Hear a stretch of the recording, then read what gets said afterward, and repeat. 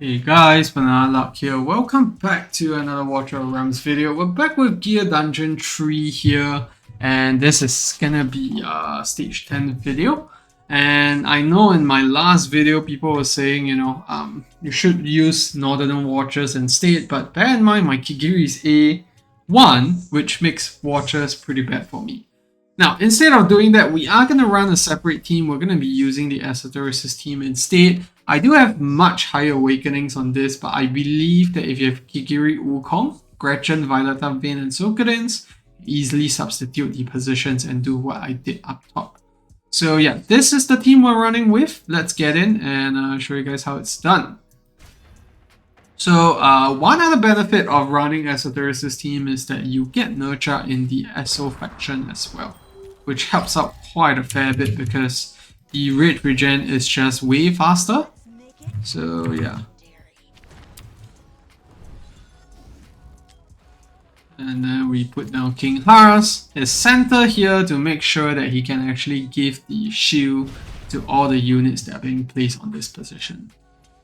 And now we're just gonna put down the ultimate, some damage going, and whoops, I popped the King Haas ultimate intuitively too quickly. So let's do a quick restart there. Do Haas again. So the Haas ultimate, you need to time it with the boss's Blood Moon and Mental Impact.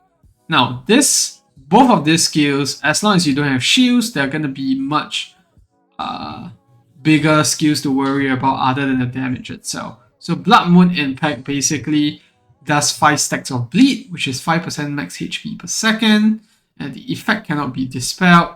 Same with the Mental Impact, it's 5 attack reduction effects. So just want to make sure you have shields no matter what, otherwise you are not going to be able to tank through this thing. So let's put the units down and see what we can do. So we're going to get first stack. We're going to pop the King Haas ultimate as well as Nurtures to try to take down these 2 units here. So on the right hand side here, we don't actually have to place down the units just yet. Reason being that we don't actually have enough cost to put everyone down.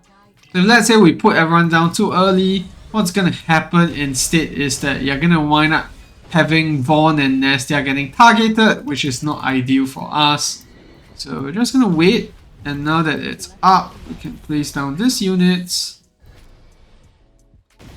Vaughn as well, Gwendolyn, and then we're done. And we just wait.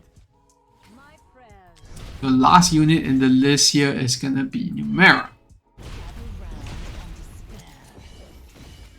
And then we're going to pop the Numera ultimate. Now we just wait. So I'm popping Numera's ultimate right away because I believe we can get the second one back in time. And this mob it's one of the first ones, so you're not going to get multiple copies of it coming in together just yet. So we can waste the ultimates in that sense, not time it properly, and still be able to do just fine. So that's dead. Then we cast the next set of ultimates. Now, one thing to note is that when I said that the boss targets the units at the last 2 place units, that's going to be the Blood Banquet here. And the other thing to take note is that the AoE impact spells, they do stop getting casted after a while. So I believe this is the second last Blood Moon Impact. We're going to get one more Mental Impact, and then afterwards they will just stop getting casted, which is a good thing. Which means that we can go ahead to despawn some of these units and put down like Riven Hall, for example. So let's see. Get 2 more set of units here. So that's the Mental Impact.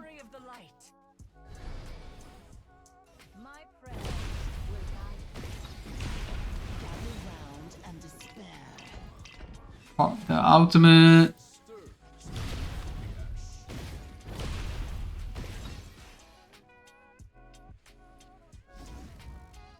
There you go. And we're just gonna get another ultimate there, and that takes this guy down. And now we just wait.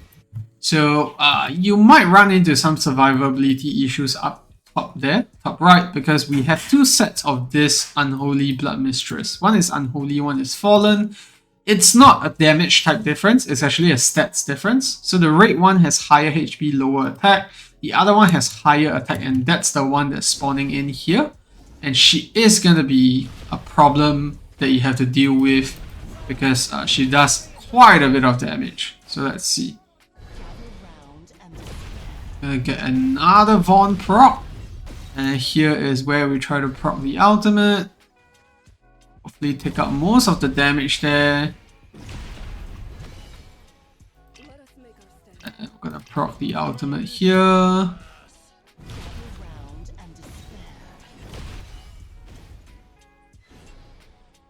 Try to proc another ultimate there. I'm just trying to keep the damage reduction buff going so that this unit survive. At this point, it's not really about doing efficient damage anymore, because otherwise sometimes the units do actually die. That's what we're trying to do there. Get one more Numera ultimate. That should queue off that.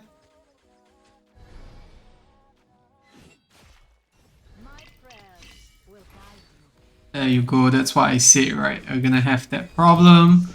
So good thing is that the last unit is almost dead here. Now we're gonna put down Riven Hall. There you go. And once we have the Riven Hall ultimate, we're just gonna pop it, and we should be able to clear out this last mob.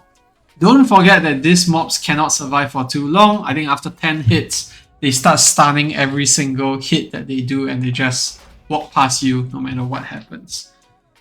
So yeah, that's the run stage 10 with the Esotericist team. Obviously up top, if let's say you don't have high awakenings like mine, then you're gonna have to run Kigiri Wukong.